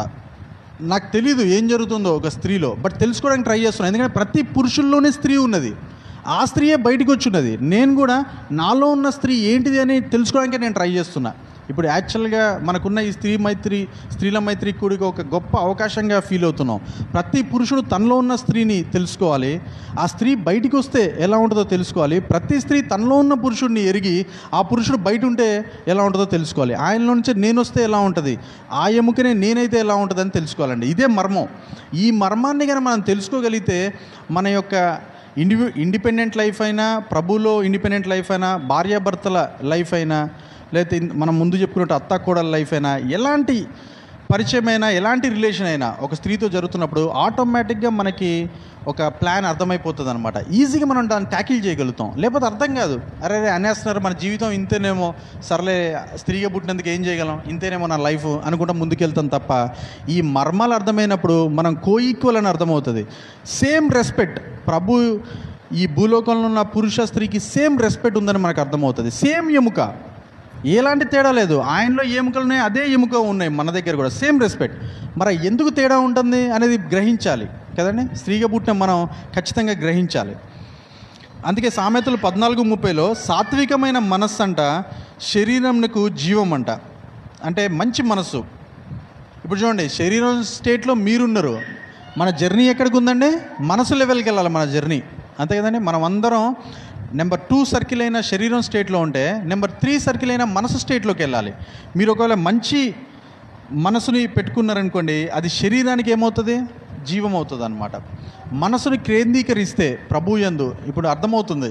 మీరు కొన్ని వారాలుగా డాడీ ఎప్పుడైతే ఒక 4 వీక్స్ బ్యాక్ స్టార్ట్ చేశారో, మళ్ళీ రీస్టార్ట్ లాగా చేసినప్పుడు మీరు మనసు కేంద్రీకరించగలుగుతున్నారు కాబట్టి మనం ఇక్కడికి వచ్చి ఉండగలుగుతున్నామండి ఖచ్చితంగా కదండి. ఇవన్నీ మళ్ళీ చేయగలుగుతున్నాం, డెవలప్ అవుతూ ముందుకెళ్తా ఉంది కాబట్టి మన శరీరానికి అది ఖచ్చితంగా జీవము. సో మత్సరము, ఒకవేళ అసూయ ఉందనుకోండి, ఇది ఎందుకు చేస్తున్నావు చేయలేని వాళ్ళు కొంతమంది ఉన్నారు, అసూయ పడుతున్న వాళ్ళు కొంతమంది ఉన్నారు కదండి. వీటిల్లో ఇంకేవేవో అసలప్పుడు చేయలేదు, వచ్చిన అవకాశాలని మళ్ళీ వేరువేరుగా ఆలోచించే వాళ్ళు కొంతమంది ఉన్నారు అసూయతోటి. ఈ ఎన్వి అంటారు అనమాట ఇంగ్లీష్లో. సో ఈ మత్సరము ఎముకలకు కుళ్ళు అండి. ఇది ఎముకల్ని కుళ్ళింపజేస్తుంది, కుళ్ళంతా బయటపడుతుంది ఆటోమేటిక్గా. ఎముక కుళ్ళిపోతే ఎలా ఉంటుందో చూసే ఉంటారు కదండి చాలామంది. ఒకవేళ గ్యాంగ్రీన్ లాంటిది వచ్చిందనుకోండి, బయటున్న మాంసం అంతా ఫస్ట్ కుళ్ళి ఎముక బయటికి కనిపిస్తూ ఉంటుంది. ఎలా ఉంటుందండి అప్పుడు? చర్మం అంతా కొంచెం వెనక్కి వెళ్ళిపోయి అలా ఉంటుంది కుళ్ళు. సో ఆ కుళ్ళుతో మనం ఉండకూడదు. అందుకే ఇక్కడ భార్యాభర్తల సంబంధంలో కూడా ఒకటి ఏంటంటే, మనం అంటే ఎంత ఇంపార్టెంట్ అంటే, సామెతలు 12:4లో సిగ్గు తెచ్చినది వాని ఎముకలకు కుళ్ళు అంట. ఇప్పుడు ఫర్ సపోజ్ మన యాక్టివిటీస్ ద్వారా, మన చర్యల ద్వారా, మన ఆలోచనల ద్వారా, మన యొక్క సమాచారాల ద్వారా మనం సిగ్గు తెస్తున్నాం అనుకోండి మన భర్తకి, అదేమవుతుందండి? అది ఎముకలకు కుళ్ళు అవుతుందట. మన ఎముకలకి కుళ్ళు, ఎట్ ది సేమ్ టైం భర్త ఎముకలకి కుళ్ళుగా మారుతాం మనం. చూసారండి ఎలా ఉందో? భర్త భార్య ఇద్దరు కుళ్ళుతో ఉన్నప్పుడు ప్రభు ఎముకలకి కుళ్ళు అయిపోతాం మనం అంతా, అంతే కదండి. సో అలా కుళ్ళు పట్టనివ్వకుండా మన యొక్క శరీరాన్ని, హృదయాన్ని, మనసుని, ఈ 3 సర్కిల్స్ చాలా ఇంపార్టెంట్. ఈ 3 యాంగిల్స్, వీటిల్లో మనం ఎక్కడెక్కడ ఉన్నామో మనం అర్థం చేసుకోవాలి. ఇది శరీర కార్యమా, ఇది హృదయానికి సంబంధించిన కార్యమా, ఇది మనసు సంబంధించిందా? ఈ 3 మనకు అర్థమైనప్పుడు మనము ఆ జీవంలోనికి ఆటోమేటిక్గా ప్రవేశిస్తామండి. అందుకే 17:22లో సామెతలే, సంతోషం గల మనసు ఆరోగ్య కారణం అంట, నలిగిన మనసు ఎముకలను ఎండిపోజేస్తుందంట అండి. అందుకే మన మనసు ఇక్కడ పెట్టి ఈ 1.5 hour ప్రభుల్లో ఉన్నప్పుడు మన మనసు ఉప్పొంగిపోతూ ఉంటుంది. హృదయాన్ని మొత్తానికి కన్విన్స్ చేసి దాన్ని ఒప్పించి మనం ఇక్కడికి వచ్చాం.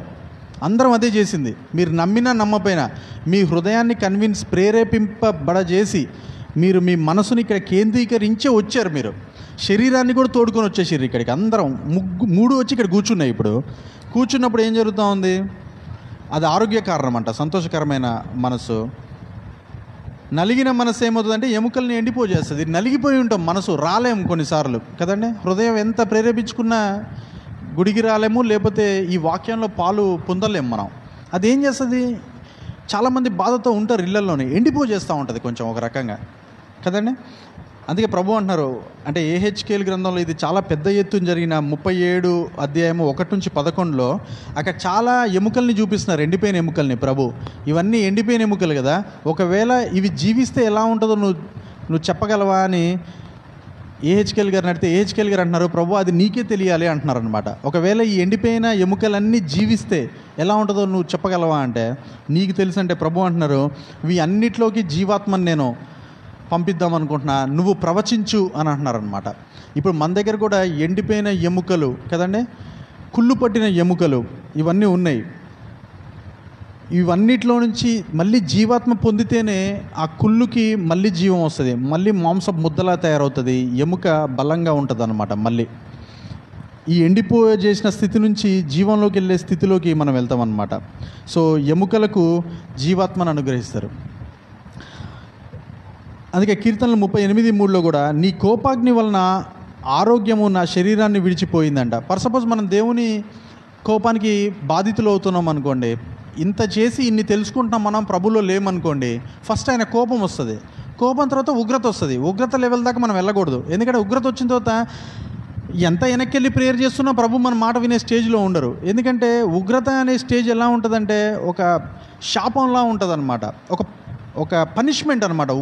ఉగ్రతలో ఉన్నప్పుడు ఆయన ఎవరి మాట వినరు. ఆ మద్యపు పాత్రని, కోపంతో నిండిన లేకపోతే ఉగ్రతతో నిండిన మద్యన పాత్రని తాగిచ్చేస్తూ ఉంటారు. అది పురుషులకైనా స్త్రీలకైనా. ఆయన ఊరుకోడు.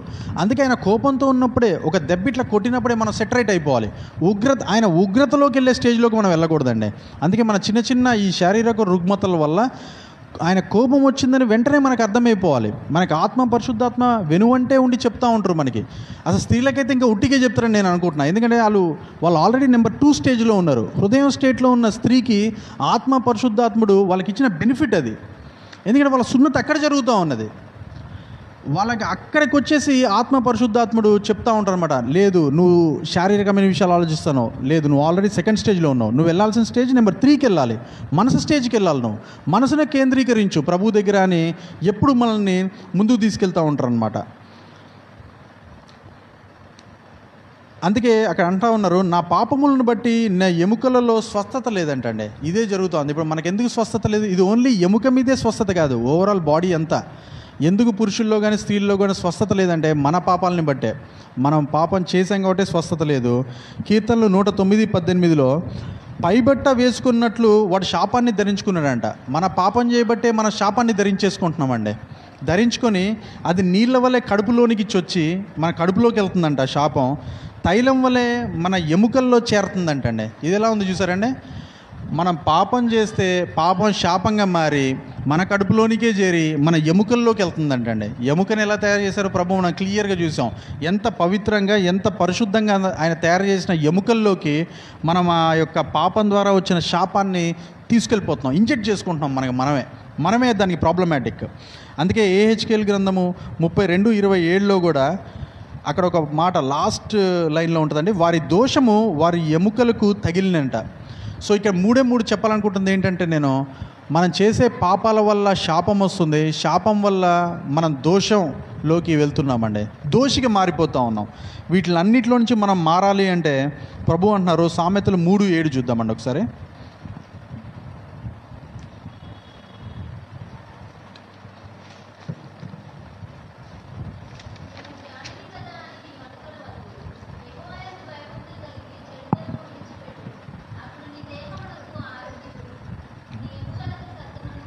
చాలండి. అందుకే మనం జ్ఞానమని మనం అనుకోవద్దు.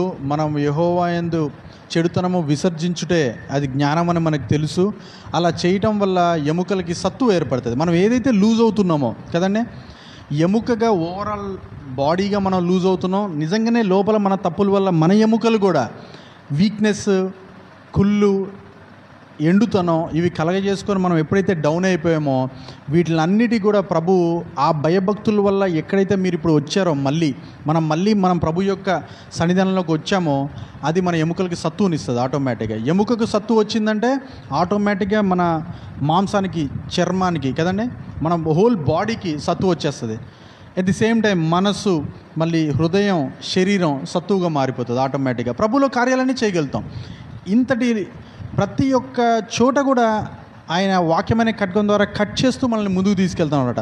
కట్ చేసి చూపిస్తూ కలగలిపిన తత్వమే మనం కూడా అండి. ఆయన ఎక్కడెక్కడైతే కట్ చేస్తున్నారో అది ప్రతి విషయంలో చేస్తున్నారు. అలా స్త్రీలు అదే చేస్తారు, పురుషుల్లో అదే చేస్తారు. ఈ మనుషుల మనుగడలో కూడా ఎన్నో విషయాల్ని మనం ఇలా కట్ చేసి చూడాలి, కలిపి చేయగలిగితేనే మనకు ఆ మర్మాలు అర్థమవుతాయి అన్నమాట. సో ఇందాక ఒక విషయం చెప్పాం కదండి, యోబు గారి స్థితిలో కూడా ఇదే జరిగింది. యెహోవా ఇప్పుడు మనం చేసే తప్పుల ద్వారా మనం ఇవన్నీ జరుగుతూ ఉంటే చేయని తప్పు కూడా కాదు, చేయలేదు మనం ఏమి. సపోజ్ ఒక పరీక్ష జరుగుతూ ఉంది మనకి, యోబు గారికి జరిగినట్టు కదండి. యెహోవా దగ్గరికి సాతాను వచ్చి అంటుంది, ఆల్రెడీ తనకున్న కుమార్తెల్ని తనకున్న సమస్తమైన వైభవాన్ని తొలగించేశారు సాతాను ఫస్ట్ ఫేజ్లో. చేసేసిన తర్వాత కూడా ప్రభు అంటా ఉన్నారు, యోబుని గమనించావా, ఆయన యథార్థవర్తనుడు కదండి, నా యందు ఆయన ఏ పాపం చేయడని ఆయన చెప్తా ఉంటే, ఒకసారి యోబు 2:5 సాతాను అంటుంది, ఇంకొకసారి నువ్వు చేయి చాపి అతని ఎముకను ముట్టమంటున్నాడు. ఇప్పుడు చూసారండి, యాక్చువల్గా యోబును ముడుతూ ఉన్నారు, యోబులో ఉన్న ఎముకను ముట్టమంటా ఉన్నారు. ఎముకను ముడితే ఏమవుతుందో తెలుసా అండి, వెంటనే స్త్రీ కూడా ఎలివేట్ అయిపోతుంది అనమాట. ఎముక ఎవరు మళ్ళీ వెంటనే మనం స్త్రీలు, ఇది ఎలివేట్ అవుతుంది. ఆయన ఎముకను ముట్టనంతసేపు బాగానే ఉంది, ఆయన భార్య కూడా. ఎముకను ముట్టి ఎప్పుడైతే ఆయన ఆ యొక్క పుండుని కానీ ఆ దేహాన్ని ఎప్పుడైతే మొత్తుతున్నారో అప్పుడేమవుతా ఉంది, అప్పుడు సాతాను అంటా ఉన్నారు, అతను నీ ముఖం ఎదుటనే దూషించి నిన్ను విడిచిపోవును అని చెప్పి సాతాను యెహోవా తండ్రితోటి యోబు గురించి చెప్తా ఉన్నారు. ఇలా ఇప్పుడు దూషించి వెళ్ళిపోమని చెప్తుంది ఎవరండి మరి? ఆయన భార్యనే. చెప్పానా, ఎముకని ముడితే ఒకళ్ళు చలిస్తారనమాట, అది స్త్రీ చలిస్తుంది ఖచ్చితంగా. ఆయన లోపల ఉన్న ఎముకను బట్టి ఆయన చలిస్తున్నాడు, అదోకే. మరి ఆయనలో నుంచి వచ్చిన బయట ఉన్న ఎముకైన ఆయన భార్య ఏమంటా ఉంది ఇక్కడ 9వ వచనంలో?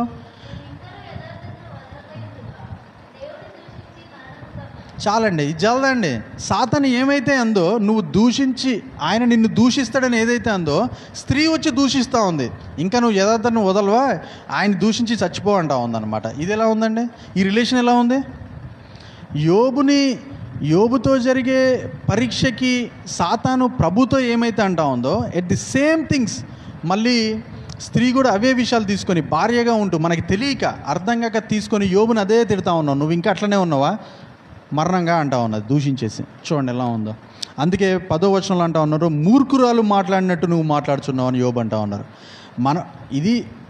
మనం అలా అంటే మనం మూర్ఖురాలు అవుతాం. అదే విషయం పురుషుడు అంటే ఆయన మూర్ఖుడు అవుతాడు, అంతే కదండి. ఈ ఎగ్జాంపుల్ మనల్ని మనం తిట్టుకున్నట్టు మనకు ఉన్నా సరే, సేమ్ థింగ్ పురుషుడికి కూడా ఇదొక వైస్ వర్సా అనమాట. మీరు సేమ్ అన్వయించవచ్చు. మీకు నిజంగా తెలివి, ఆ జ్ఞానం, ఆ యొక్క వివేచన ఉంటే మీరు సేమ్ని రెప్లికేట్ చేయొచ్చు పురుషునికి. రేపు పొద్దునెళ్ళి ఆయన మీతో ఏం కాన్వర్సేషన్, ఏం డిస్కషన్ చేస్తున్నాడో సేమ్ రిపీట్ ఆయనకి మీరు చేయొచ్చు. ఇదే కదండి జరిగేది. సాతాను చేసిందే చెప్తుందే ప్రభువుకి స్త్రీ యోబుకి చేస్తూ ఉంది. ఇది జరుగుతుంది. ఇది మనం ఒప్పుకోవాలి. ఎందుకంటే నువ్వు ఎముకను ముట్టేవా అందరూ రియాక్ట్ అయిపోతారు అనమాట. ఎముక అంత ఇంపార్టెంట్ అనమాట. సో అలా జరిగింది ఆ సందర్భం. సరే, ఇంకొక రెండు విషయాలు చూసి మనం ముగిద్దామని పస్కా గురించి తెలుసుకుందాం. ఇది ఒక most of the important aspect అనమాట మన లైఫ్స్లో.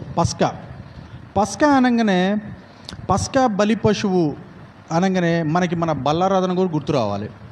ఎందుకంటే పస్కా బలి పశువునే ప్రభు ఏమంటా ఉన్నారంటే, మీరు తినండి, త్వరగా తిని బయటికి రండి అని చెప్తున్నారు. కాబట్టి మనం కూడా మన బల్లారాధనలో కూడా మనం ఏం చేస్తామంటామంటే, త్వరగా దాన్ని తిని ఆ యొక్క దాసత్వంలో నుంచి బయటికి వస్తూ మారుమనసు పొందుతూ ఆ యొక్క పరిశుద్ధతలోనికి, అంతర్లీనమైన పరిశుద్ధతలోనికి మనం వెళ్తూ ఉంటాం అనమాట. ఇది జరగాలి.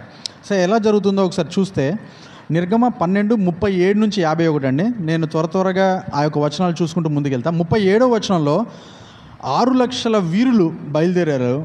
వాళ్ళకి పిల్లలు ఉన్నారు, స్త్రీలు ఉన్నారు, వాళ్ళలో నార్మల్ పురుషులు ఉన్నారు, అన్యులు కాక వీళ్ళందరంట, అంటే అన్యులు కూడా ఉన్నారు అందుట్లో. వీళ్ళంతా బయలుదేరారు. ఎక్కడి నుంచి? ఐగుప్తులో నుంచి బయలుదేరారు వీళ్ళంతా కదండి. ఎంతకాలం అంటే దాసత్వం? 40వ వచనంలో 430 సంవత్సరాలు దాసత్వం అండి. ఇప్పుడు మనలో కూడా చాలామంది ఎంతకాలం అండి మీరు దాసత్వంలో ఉన్నారంటే, నేను చెప్తా, సపోజ్ నా గురించి అడుగుదాం. 33.5 సంవత్సరాలు నేను దాసత్వంలో ఉన్నా. 33.5 సంవత్సరాలు నేను పుట్టిన దగ్గర నుంచి. ఇప్పుడు మిమ్మల్ని అడిగితే మీకు నెంబర్ ఉంటుంది ప్రతి ఒక్కరికి కదండి. మీరు దాసత్వంలో ఉన్న స్టేజ్ మీకు నెంబర్ ఉంది. అన్ని ఇయర్స్ మనం దాసత్వం చేసింది. అది ఇక్కడ పురుషులు ఉన్న ఇద్దరిలో కూడా వాళ్ళకి కొన్ని ఇయర్స్ ఉన్నాయి దాసత్వంలో ఉన్న ఇయర్స్. అన్ని ఇయర్స్లో నుంచి ప్రభు మనల్ని బయటికి తీసుకొస్తూ ఉన్నారు. అది ఎలా తీసుకొస్తున్నారంటే, ఒకసారి ఈ వచనం చూద్దామండి. గలతీ 3:17 చూస్తే ఒకసారి అది చదవండి. గలతీ 3:17.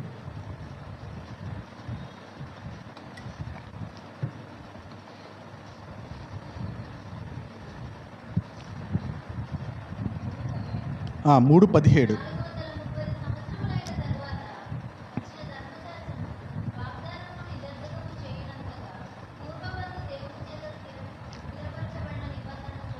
చాలా అండి. ఇప్పుడు చూడండి, 430 సంవత్సరాలు మనం దాసత్వంలో ఉన్నాం. ఆ దాసత్వం తర్వాత మనకి ధర్మశాస్త్రం వచ్చింది. ఇప్పుడు మీరు కూడా అంతే కదండి.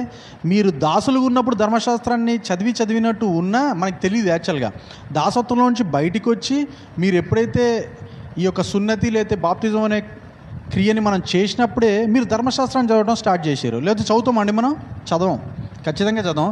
చదివినా ఉపయోగం లేదు. దాసత్వంలో నుండి ధర్మశాస్త్రం చదవడం వల్ల ఉపయోగం ఏముంది? లేదు.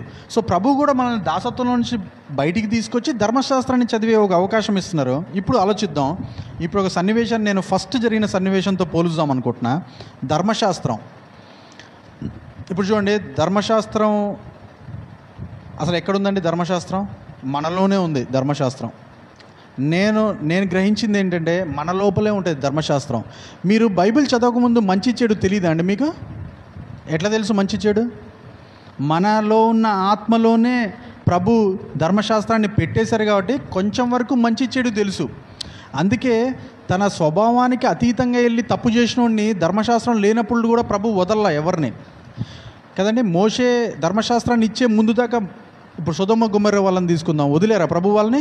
పాపం వాళ్ళకి ధర్మశాస్త్రం లేదు. ఉండుంటే వాళ్ళు మార్చబడేవాళ్ళు కదండి, మార్మన్స్ పొందేవాళ్ళుగా. వాళ్ళ దగ్గర లేదు. అయినా సరే వాళ్ళ యొక్క స్వభావపూర్వకంగా వాళ్ళలో మంచి చెడుని వివేచన జ్ఞానం లేకుండా చేశారు కాబట్టి వాళ్ళని ప్రభు వదల్లా. అందుకే మనలో మంచి చెడు అంటే తెలుసు. అంటే ఏంటి? ఇండైరెక్ట్గా మనలోదని ధర్మశాస్త్రం ఉంది. ప్రభు అంటున్నారు, మీ దాసత్వంలో నుంచి బయటికి వచ్చే మూమెంట్లో మీరు ఒక చిన్న మిస్టేక్ అయితే, ఏదైతే దాసత్వంలో పట్టం చేసిన మిస్టేక్ వల్ల ధర్మశాస్త్రాన్ని నేను బయట పెట్టాల్సి వస్తుంది అంటున్నారనమాట ప్రభు. అది ఎలా జరుగుతుందంటే, ఇప్పుడు చూడండి, ఆదికాండం 3:1-6 చూడాలి. 1లో సర్పం అంటుంది, ఇది నిజమేనా అని స్త్రీతో అంటుంది.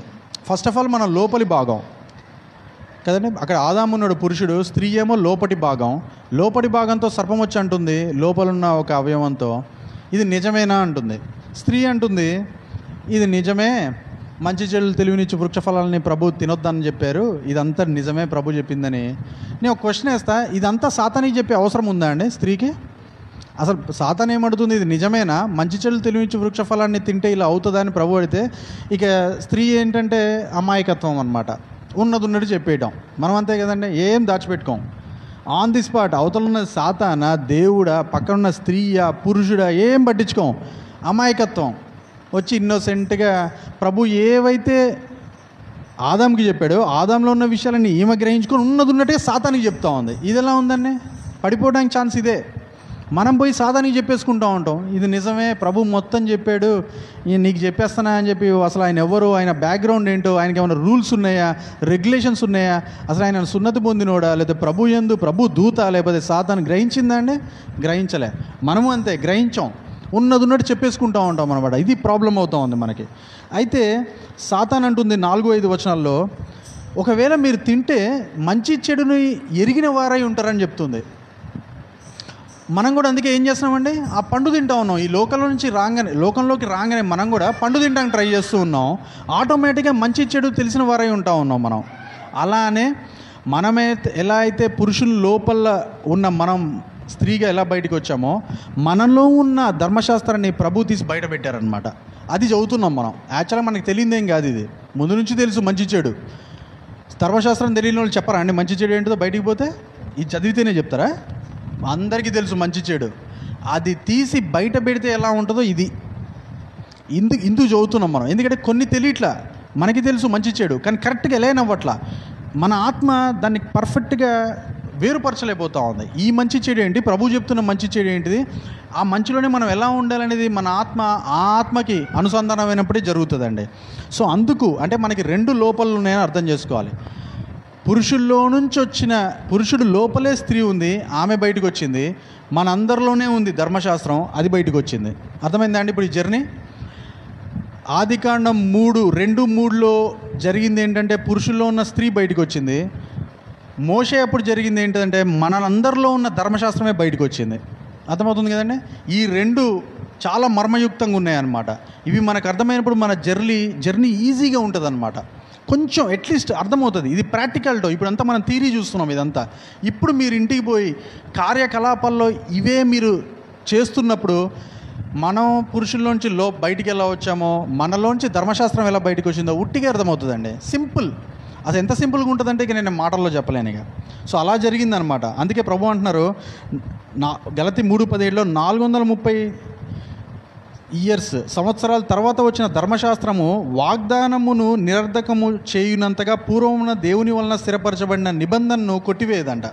అందుకే ముందు నుంచి ఉన్న నిబంధన, సపోజ్ మనం ముందే పురుషుల్లోంచి స్త్రీని బయటికి చేస్తే ధర్మశాస్త్రం వచ్చి స్త్రీ బోధింపకూడదు అని కొట్టివేస్తుందండి మనల్ని? కొట్టివేయలేదు, ఛాన్సే లేదు. ఎందుకంటే నిబంధన ఆల్రెడీ స్థిరపరచబడ్డది. పురుషుల్లో నుంచి స్త్రీ బయటికి రావాలనే నిబంధన ఆల్రెడీ ఉన్నది. ఇది నియమం.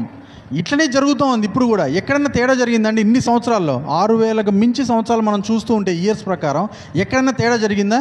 జరగల. ఇలానే జరుగుద్ది, ఇలానే వెళ్తుంది. నియమం ఎప్పుడూ ఉన్నది, నిబంధన ఎప్పుడూ ఉన్నది. కానీ ధర్మశాస్త్రం ఈ నిబంధనని కొట్టివేసే ఛాన్స్ లేదు. ఆ నిబంధనతోటి ఏకమయ్యే బయటికి వెళ్ళాలి. యేసై వచ్చి దాన్ని ఎలా ఎండ్ చేయాలో చూపెట్టేశారు తర్వాత మనకి కదండి. సో ఇంకొంచెం ముందుకెళ్తే ఓకే, టైం అయిపోయిందండి. ఒక్క 5 minutes కంప్లీట్ చేసేస్తాను. ఇప్పుడు 12:41లో ఆ దినమందే యెహోవా సేనలన్నీ ఐగుప్తు నుండి బయలుదేరిపోయాయంట. ఆ దినమందే, ఆ దినం ఒకటి గుర్తు చేసుకోవాలి. మనల్ని అందరినీ దాసత్వంలోంచి బయటికి తెచ్చిన దినం ఒకటి గుర్తు తెచ్చుకోవాలి. నేను నోవాహు దినములు మనుష్య కుమారి రాకడనే ఒక సబ్జెక్ట్ కూడా చెప్పానండి. మరి ఎంతమంది విన్నారో నాకు గుర్తులేదు. ఎవరన్నా విన్నారండి ఆ సబ్జెక్ట్? ఇక్కడ నోవాహు దినములు దేవుని కుమారు రాకడ విన్నారా? అందుట్లో ఒక దినం గురించి చెప్పాను నేను, గుర్తుందా? అది ఒక దినాన్ని మనం గుర్తు చేసుకోవాలి. ఆ దినంలోనే మనం అంతా ఓడలోకి వెళ్ళామన్నమాట కదండి. అది ఎవరికైనా గుర్తుకుందా? ఆ దినం ఎప్పుడు గుర్తుంచుకోవాలని చెప్పాను నేను. ఎందుకంటే అలాంటి దినములే మనం గుర్తుంచుకోవాలి. ఎందుకంటే రేపు రాకడ వచ్చే దినము మనకి అల్టిమేట్గా తూచాగా మనం గుర్తుపట్టగలుగుతాం. ఏంటంటే ఆ దినము 600Y కదండి, 600 సంవత్సరము 2వ నెల 2M 17వ దినం అనమాట. అలాంటి దినం గుర్తుంచుకున్నప్పుడు ప్రభు రాకడ దినం కూడా ఒక రోజున మనకి అది దాటిపోయిన తర్వాత ఆ దినం కూడా గుర్తుంటుంది. మనం కూడా అనుకోవచ్చు సపోజ్ 2025 కదండి, లేతే ఇది 600 దినం అంటే అది నోవాహు యొక్క ఏజ్. సర్లేండి, ఇది మనం తర్వాత చూద్దాము. 42వ వచనంలో యెహోవాకు ఆచరించదగిన రాత్రి అని చెప్తున్నారు. సో ఈ రాత్రే మనకి ఇంపార్టెంట్ అనమాట. పస్కా బలిని ఆచరింపదగ్గ రాత్రి, మనమందరము ఐగుప్తులోంచి బయటపడే రాత్రి. అందుకే 43వ వచనంలో యెహోవా మోషేతోటి అహరోన్తోటి చిగురుతోటి యాజకునితో మాట అంటున్నారు. యెహోవా ఇది పస్కా పండుగను గూర్చిన కట్టడ అంటున్నారు అనమాట. అదేంటంటే అండి, ఇప్పుడు చూడండి, మనం కూడా మార్మన్స్ పొంది బ్యాప్టిజం తీసుకొని వచ్చాం. పస్కా బలికి కొన్ని కట్టడ ఉంది. మనం అనుకుంటూ ఉంటాం ధర్మశాస్త్రం అయిపోయిన తర్వాత కట్టడలు విధులు మనకు అవసరం లేదని. కాదు, కట్టడలు విధులు ఉన్నాయి. యేసయ్య ఏది మార్చారో అది మాత్రమే మనం గ్రహించగలగాలి, కానీ మిగతావన్నీ పర్ఫెక్ట్గా ఉన్నాయి అన్నమాట. అది మనం యేసయ్యలో గ్రహించాలి కుమారుని ఆత్మతో. అదేంటంటే అన్యుడు దాన్ని తినకూడదు కదండి. సపోజ్ ఇప్పుడు మనం రొట్టె బల్ల ఇక్కడ తుంచకుండా మన ఇంట్లో తుంచుతున్నామండి. అన్యుడు ఉన్నాడు, నాకు కూడా ఇవ్వమని అనుకోండి, ఇస్తామండి. మనం ఇవ్వకూడదు, ఆయన కూడా తినకూడదు. అది కట్టడ. పరదేశి కానీ, బయట నుంచి వచ్చిన దేశస్థుడు కానీ, మనం అంటే ఏంటో తెలియని దేశస్థుడు, కూలికి వచ్చిన దాసుడు కానీ 45వ వచనంలో దాన్ని తినకూడదంట. ఒకవేళ తినాలనుకుంటే 48వ వచనంలో తన తినగూరిన ఏళ్ళ సున్నతి పొందాలంట. సో బ్యాప్టిజంలోనికి రావాల్సిందే. సున్నతి కానీ మార్మన్స్ పొందిన బ్యాప్టిజంలోకి వస్తేనే అర్థం కావట్లే. రాకుండా బల్లారాధన ఎట్లా అర్థమవుతుందండి? పస్కా బలి పశువు ఎలా అర్థమవుతుంది? వస్తేనే మనకు అర్థమవుతుందా? ఇన్ని తీసుకోవాలా లేదనే డౌట్స్ ఇన్ని ఉంటాయి మన మధ్య. రాకుండా తీసుకోగలమా? అసలు ఛాన్స్ లేదు. రాకుండా కూడా ఇస్తా, తీసుకోండి, లేకపోతే తినండి అని చెప్పకూడదు మనం. ఎందుకంటే వాళ్ళకి యేసయ్య యొక్క శరీరం రక్తం గురించిన వాల్యూ తెలీదు. పస్కా బలి పశువులో దగ్గర ఉన్న కట్టడ తెలీదు వాళ్ళకి. అది ఇంపార్టెంట్. ప్రభు మనల్ని అందరినీ దాసత్వంలో నుంచి తీసుకొచ్చి స్వతంత్రంలోనికి తెచ్చిన విషయం వాళ్ళకి అర్థం కావట్లేదు. అవి చేయాలి. దాని తర్వాత 44వ వచనంలో వెండితో కొనబడిన దాసుడు సున్నతి పొందిన వాడైతే తినవచ్చును. మనం అందరం అంతే కదండి. యేసయ్య వచ్చి తర్వాత ఏం చేశారు? మనల్ని అందరినీ వెల ఇచ్చి కొన్నారు. మనమంతా వెండితో కొనబడ్డ దాసులమే. మనం తినగలుగుతున్నాం. అందుకే ఆ యొక్క స్థితిలోనికి వచ్చేసాం, ఆ కట్టడలోనికి వచ్చేసాం మనం కూడా. అందుకే తినగలుగుతున్నాం. అట్లీస్ట్ అప్పుడప్పుడైనా ప్రభులో మనం నిలకడగా ఉన్నామని తెలుసుకొని మనం తినగలుగుతున్నాం. అందుకే 46వ వచనంలో ఒకే ఇంటిలోనే, అంటే ఒకటే మందిరంలోనే దాన్ని తినాలి. దాని మాంసాన్ని కొంచెమైనా ఇంటి వెలుపలికి తీసుకెళ్ళకూడదు. ఇక్కడిక్కడే తినేసేయాలి త్వరపడి. దానిలో ఒక్క ఎముక అయినను మీరు విరవకూడదు. అంటే ఇది ఇంపార్టెంట్ అండి. పస్కా బలి పశువు గురించి ఇదంతా ఎందుకు చెప్పాలి, ఇది బల్లారంతా ఎందుకు చూడాలంటే ఆ పస్కా బలి పశువులో ఒక్క ఎముక కూడా విరగకూడదంట. ఇప్పుడు మన ఎముకల్ని ఎవరన్నా విరగొట్టొచ్చండి? ఇప్పుడు చెప్పండి నాకు. కట్టడండి, అది విరగొట్టకూడదు. ఎముకల్ని విరగొడదా అని ఎవడన్నా అనొచ్చా మనతోటి? అనకూడదు అసలు. కట్టడది. ప్రభు అంటున్నారు పస్కా బలి పశువు యొక్క ఎముకని విరగొట్టే ఛాన్స్ లేదు. ఫస్ట్ ఆఫ్ ఆల్ విరగొడుతున్నాడంటే వాడు శాపగ్రస్తుడు అవుతాడు ఆటోమేటిక్గా కదండి. అందుకే చూడండి సంఖ్య 9:12 కూడా విరవవలదు అంటా ఉన్నారు. దీన్ని విరవవలదు, విరగొట్టకూడదు. అందుకే కీర్తనలు 34:20 యెహోవా అంటున్నారు వాని ఎముకలన్నీ కాపాడబడిన అని చెప్తా ఉన్నారు. నేను కాపాడతా అంటా ఉన్నారు. అది పురుషుల్లో ఉన్న ఎముకైనా, పురుషుల్లోంచి తీసిన స్త్రీ ఎముకైనా నేను కాపాడతా అని చెప్తా ఉన్నారు అనమాట. విరగొట్టే ఛాన్సే లేదు, విరవబడదు, ఎముక కుళ్ళిపోదు, ఎండిపోదు, ఏం జరగదండి అసలు. ఫస్ట్ ఆఫ్ ఆల్ మనం ఉన్న స్త్రీ యొక్క పొజిషన్ అలా ఉందన్నమాట, విరవగొట్టబడే ఛాన్సే లేదు. అందుకే ఎవరి ఎముకల్ని విరగొట్టనివ్వరు. అందుకే ఒకసారి 1 కొరింథీ 5:7 చూద్దామండి. లాస్ట్ 3 వచనాలు. 1 కొరింథీ 5:7.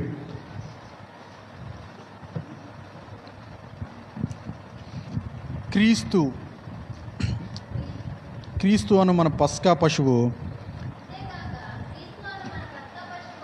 చాలండి. అందుకే ఈ పస్కా బలిని ప్రభు క్రీస్తు అనే పస్కా పశువుతోటి పోలుస్తున్నారండి. అందుకే క్రీస్తు అనే మన పస్కా పశువు వధింపబడ్డారు కాబట్టి మన కోసం వధింపబడెను. అతని ఎముక ఒక్కటి కూడా విరవబడని లేదు ప్రభు. అందుకే యోహాను సువార్త 19:36 అతని ఎముకల్లో ఒకటైనను విరవబడదంట. అందుకే అండి ప్రభువు కూడా ఇదొక మర్మం అండి. యేసయ్యలో ఉన్న ఎట్లయితే మనము పస్కా బలి పశువులో ఉన్న ఒక ఎముకను కూడా విరగొట్టకుండా మనం ఆ కట్టడిని ఆచరించామో, అదే కట్టడ ప్రకారం యేసయ్యలో శిలువ మరణంలో కూడా ఒక్క ఎముకని అలా కొడుతూ ఉంటే ఒక్క ఎముక కూడా ఇరగదా అండి. కొరడాలు తీసి కొడుతూ ప్రభుని అట్లా కించపరుస్తూ తోస్తూ దెబ్బలు కొడుతూ ఉంటే ఒక్క ఎముక కూడా ఇరగదా అండి. మన ఇంట్లో ఒట్టిగా అట్లా తోస్తేనే వెళ్ళి గుద్దుకొని ఎముక ఇరుగుతూ ఉంటుంది మనకి, లేకపోతే మనం నడుస్తూనే కింద పడి ఎముక ఇరుగుతూ ఉంటుంది. మరి ఆయన అంత కొడితే కూడా ఒక్క ఎముకని ఇరగొట్టనీలే. ఎందుకు చెప్పనా? ఆయన ఎముక ఇరిగితే స్త్రీ ఎముక ఇరుగుతుంది ఆటోమేటిక్గా. స్త్రీ ఎవరండి? ఆయన దృష్టిలో సంఘం ఎముకని ఇరగనీయడు ఆయన ఖచ్చితంగా. అందుకే పస్కా బలి పశువుని పస్కా పశువైన క్రీస్తుతో పోలుస్తూ, క్రీస్తుతో మనం పోల్చుకున్నప్పుడు ఆ స్త్రీయే సంఘంగా మారిపోతుంది. పురుష స్త్రీ మేళవింపే మిళితమే ఒక సంఘమైనప్పుడు ఈ సంఘం యొక్క ఎముకని విరగొట్టనిస్తారా అండి ప్రభు? విరగొట్టనివ్వరు. అలాంటి స్థితిలోనికి మనల్ని ప్రభు తీసుకెళ్తా ఉన్నారండి. సో అందుకే ఇర్మియా 29 ఆయన పేరు నేను ఎత్తను. ఇన్ని తెలుసుకున్న మనము ఇలాంటి మాట్లాడగలమా అండి? ఆయన పేరు నేను ఎత్తను, ఆయన నామాన్ని బట్టి నేను ప్రకటింపను అని నేను అనుకుంటున్నా. మనం అలా అనుకుంటామా అండి? చాలామంది అనుకుంటాం. ఇప్పుడు ఛాన్స్ వచ్చింది, డాడీ కూడా చాలామంది స్త్రీల పేర్లు ఎత్తారు కదండి. మీరంతా రేపు పొద్దున ఇప్పుడు సెక్రటరీ, వైస్ సెక్రటరీ వీళ్ళంతా ఉన్నారు. వీళ్ళంతా రేపు పొద్దున వచ్చి ఇక్కడ వాక్యోపదేశం చేస్తారు. చాలామంది స్త్రీలు ఉన్నారు. ఇలా చెప్తున్నప్పుడు అమ్మో నాకు భయం వేస్తూ ఉంది, నేను చెప్పను. ఈ భయాలు ఇవన్నీ ఎప్పుడూ పోయినాయండి మనకి కదండి. పురుషుడు భయపెడతా ఉంటాడు, మనమే భయపడతా ఉంటాం. ఎందుకండి ఇది నాకు అర్థం కాదు. ఇంకా ఈ భయాన్ని తొలగించుకొని ఆయన పేరు ఎత్తుతా, నేను ఆయన నామాన్ని ప్రవచిస్తా అని నా హృదయంలో అగ్ని వలె మండుచు అదే. ఎందుకండి హృదయం స్టేజ్లోనే ఉన్నారు కాబట్టి మీ హృదయం ఎప్పుడు అగ్నితో మండుతూ ఉంటుంది అనమాట. ఎవ్రీడే నేను ఇది చేస్తా అని మండుతూ నా ఎముకల్లో అది మూయబడి ఉన్నట్లుందనమాట ప్రభు పేరు చెప్పకపోతే. అందుకే నేను ఓర్చి విసికి ఉన్నాను, నేను చెప్పక మానలేను అంటా ఉన్నారనమాట. సో ఇక ఒక బెస్ట్ ఎగ్జాంపుల్ నేను చెప్పాల్సింది ఎవరంటే అంటే మన కళ్ళ ముందుండి లేని అమ్మ గురించి చెప్పాలి, హేమలత గారి గురించి చెప్పాలి. ఆమె ఎప్పుడు కూడా ఇలానే ఫీల్ అయ్యేదనమాట. ఒకవేళ ఆయన పేరు నేను ఎత్తకపోతే, ఒకవేళ ఆయన నామాన్ని నేను స్మరించకపోతే నా ఎముకల్లో అదొక అగ్నిలాగా మూయబడి ఉన్నది, నేను ఆ అగ్నిని బయటికి తేవాలి ఖచ్చితంగా. నేను ఓర్చి విసికి ఉన్నా ఖచ్చితంగా నేను చెప్పక మానలేను. ఈ స్టేట్లోకి వెళ్ళాలండి ప్రతి స్త్రీ. ఎందుకంటే చనిపోయినప్పుడే మనకు అర్థమవుతుంది ఆ వాల్యూ. యేసయ్య కూడా చనిపోయినప్పుడే మనకి అర్థమైంది ఆ వాల్యూ కదండి. చనిపోయి ఆయన ఎట్లయితే మన యందు కనపరచబడుతున్నారో, అమ్మ కూడా చనిపోయి కొంతమంది కళల్లో కూడా కనిపిస్తూ ఉంది. అది దేవుడే వాళ్ళకి చూపిస్తూ ఉన్నారు. నాకైతే రాలా ఇప్పటివరకు. ఇన్ని కళలు వచ్చినా నాకు మా అమ్మ ఇప్పటివరకు రాలా కళ్ళలోకి. మరి మిగతా మా భార్యకు వచ్చింది, కొంతమంది చుట్టాలు కూడా ఫోన్ చేసి చెప్తున్నారు కళ్ళలోకి వచ్చింది అన్నయ్య అని చెప్పేసి. సో ప్రభు చెప్తేనే, మరి యేసయ్య కూడా అందరికీ కనిపిలా, కొంతమందికి కనిపిస్తూ ఉన్నారు వెళ్ళి కదండి. ఇంకా కొన్ని విషయాలు చెప్తూ ఉన్నారు. యేసయ్య అలా చేస్తే తప్ప మన యందు చనిపోయిన వాళ్ళు తిరిగి వస్తే తప్ప కొన్నిసార్లు మనకు అర్థం కాదు కొన్ని విషయాలు. అందుకే బ్రతికుండంగానే మన అగ్ని బట్టబయలై ఆయన పేరు నేను చెప్తా అని చెప్పాలి. లూకా 23:24-39 ఆయన అంటున్నారు, నేనే ఆయనను అనుటకు. ఇప్పుడు పునరుద్ధానుడై ఉన్న యేసయ్య అంటున్నారండి శిష్యుల దగ్గరికి వచ్చి నేనే ఆయనని అంటూ ఉన్నారు. ఎవరు? నేనే యేసయ్యని అని చెప్తున్నారు. మనం ఏం ప్రూవ్ చేస్తూ ఉన్నామండి ఇంతకాలం? ఇప్పుడు నేను కానీ డాడీ కానీ దేవుని కుమారుడే యేసయ్య అని మనం ప్రూవ్ చేస్తున్నాం. పునరుద్ధానుడైన యేసయ్య అంటున్నారు వచ్చి నేనే యేసయ్యని అని చెప్తా ఉన్నారు. చూడండి ఎలా ఉందో. ప్రతి చోట యేసయ్యని మనం ఎస్టాబ్లిష్ చేయగలిగితే ఆయనే దైవ కుమారుడు, లేకపోతే పునరుద్ధానుడైన ఆయనే యేసయ్య అని మనం ఎస్టాబ్లిష్ చేయగలిగితే ఆయన అంటున్నారు నా చేతిలో ఉన్న నా పాదాన్ని చూడండి, నన్ను పట్టి చూడండి, నాకున్నట్టుగా మీరు చూచున్న ఈ ఎముకలు మాంసం. అంటే ఇప్పుడు చూడండి, పునరుద్ధానుడు అయిన తర్వాత కూడా ఆయనకు ఎముకలు ఉన్నాయి కదండి. ఆ ఎముకలు ఎవరండి? మళ్ళీ మన సంఘమే, మనమే. స్త్రీ పురుషుల సమ్మేళనమే ఆ ఎముకలు అక్కడ కనిపిస్తూ ఉన్నాయి, ఆ మాంసం అంతా. ఎందుకంటే దైవత్వం యొక్క సర్వ సంపూర్ణత లేకపోతే పరిపూర్ణత క్రీస్తులో శరీరంగా అమర్చబడి ఉన్నదన్నమాట. సో ఆయన పైనున్న కిందకొచ్చి యేసయ్యగున్న పునరుద్ధానుడైన ఆ మాంస ఎముకలు మన సంఘం ఎప్పుడు ఆయనతోటే ఉంటుంది ఖచ్చితంగా, అది గుర్తించాలి. హల్లెలూయా. సో లాస్ట్కి ఏంటిదంటే అండి యోహాను సువార్త 3:3 అందుకే యేసు అంటారు కదా, యేసయ్య ఒక క్రొత్తగా అంటే పైనుండి జన్మిస్తేనే కానీ దేవుని రాజ్యాన్ని చూడడం అనమాట. అంటే పైనుంచి కానీ మనం జన్మించగలిగితే మనం తెలుసుకోవాల్సింది ఏంటి తెలుసా అండి? ఇవాళ మనము ప్రక్కటెముకై ఉన్న మన ఎముకని ఎవరు విరగొట్టలేరు కదండి. మనము యేసయ్యలో ఉన్నంతకాలం యాజ్ ఏ సంఘంగా మన ఎముక ఎప్పుడు భద్రంగా యేసయ్య చూసుకుంటాడు. ఆయనే సంరక్షకుడు, ఆయన శరీరం మొత్తాన్ని ఆయనే కేర్ తీసుకుంటారనమాట. సో ఇంతటితో నేను ముగిస్తున్నానండి. Thank you very much.